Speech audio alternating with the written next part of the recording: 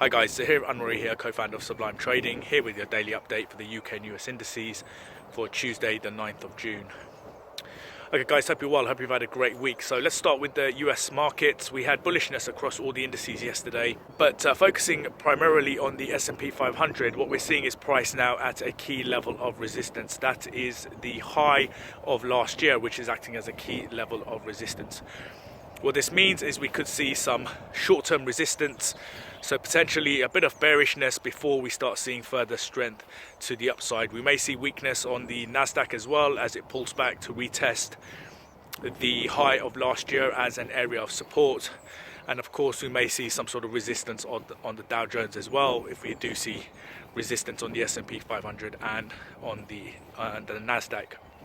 So potentially short-term bearishness on the cards before further strength to the upside. Now we are seeing a little bit of bearishness on the S&P 500 mini at the start of play today, so that could be a reflection of what we could see through today into the rest of the week. Now of course we want the candlestick itself to confirm that by the end of the day to really get an idea of whether we are seeing bearishness or further strength to the upside.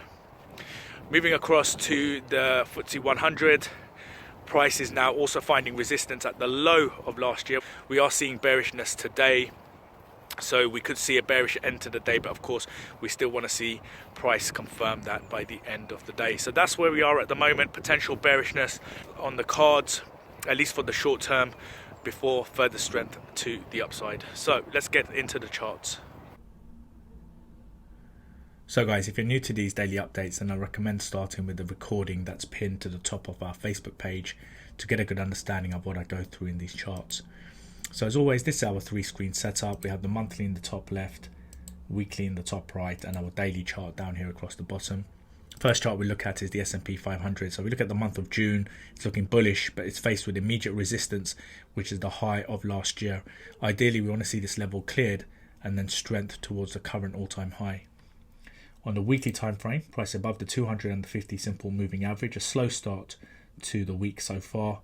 And on the daily time frame, price is above the 200 moving average, the 20 moving average, and the 50 simple moving average. If you look at the 20 moving average, it's looking to cross over the 200 moving average now. So potential golden cross in progress.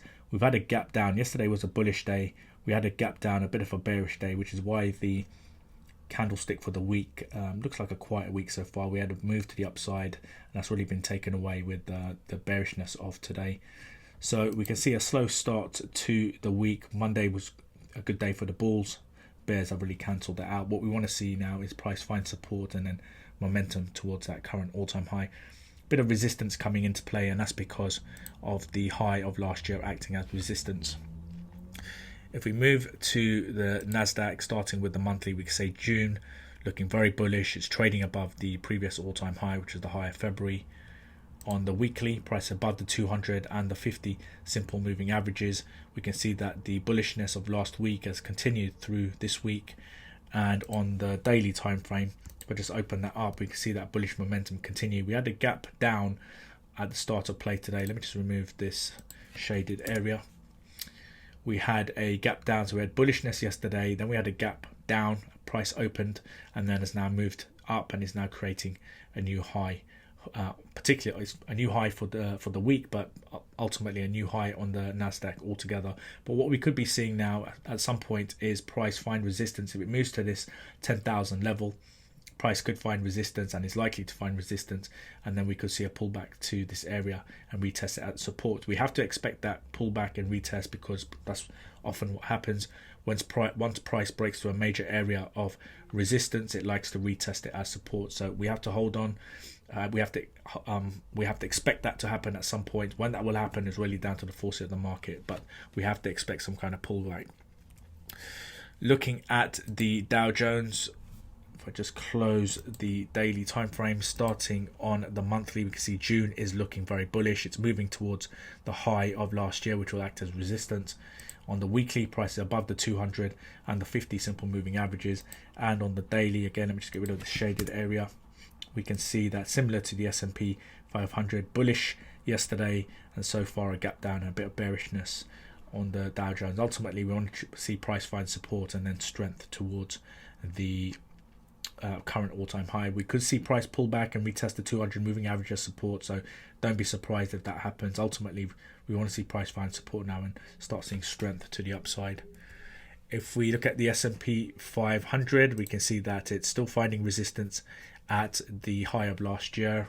On the weekly time frame, not much change above the 250 simple moving averages, and on the daily time frame, we can see bearishness in play. If we come down to the FTSE, starting with the monthly time frame, we can see that June is looking bullish, currently finding resistance, and we can see the bears starting to push price back down. There's a bit of a wick to the top of this candlestick. If we move across to the weekly time frame, price is below the 200 and the 50 simple moving average, bearish looking week so far. And if we come down to the daily time frame, prices below the 200 simple moving average, above the 20 and the 50 simple moving average. We can see a pullback in play now. What we want to see is price find potentially an area of support around the high of April, and then another bounce to the upside. So here's a waiting game to see how deep this pullback is. It could come to the 20 simple moving average, could come to the 6,000 round number. Ideally, we want to see price find support before then, and then strength towards the 200 simple moving average. So a waiting game as we allow price to ride out these areas of resistance, and we're now waiting for the next leg up. And that's not just on the FTSE 100, that is across the board, even in the US indices. So that's me for today, guys. Please like, comment and share. Let's get people understanding how to use these indices correctly to build a solid investment portfolio. And I will be back with tomorrow's daily update.